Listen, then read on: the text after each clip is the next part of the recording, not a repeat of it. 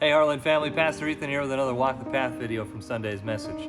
This week we kind of finished out our Letters to the Churches series from the book of Revelation, and we had talked about the church in Philadelphia and the church in Laodicea. And one of the main concepts we talked about was the hot and cold water, and how there was cold water coming from Colossae and hot water coming from the Hierapolis city, and in Laodicea they had this lukewarm mineral water that tasted nasty, and we talked about how hot water is useful for healing, cold water is useful for refreshment and for hydration and all that stuff, but the water in Laodicea wasn't useful for much. And that was the criticism of Christ to the church, was that he was simply, I think in some ways, just telling them, be useful, do something.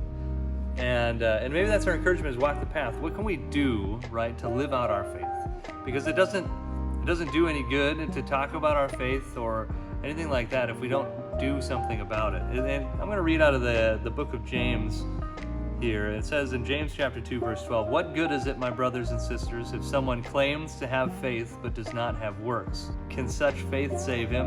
If a brother or sister is without clothes and lacks daily food, and one of you says, 'Go in peace, stay warm and be well fed,' but you don't give them what the body needs, what good is it? In the same way, faith, if it doesn't have works, is dead by itself." And it goes on. I would encourage you to read more of that.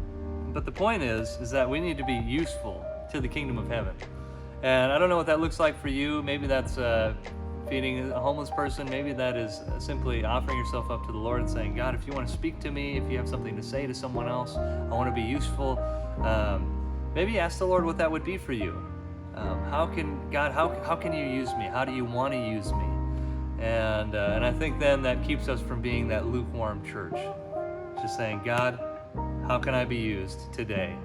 How do you want me to walk the path today?" With that said, thanks so much for watching. We love you guys, and we'll see you this upcoming Sunday.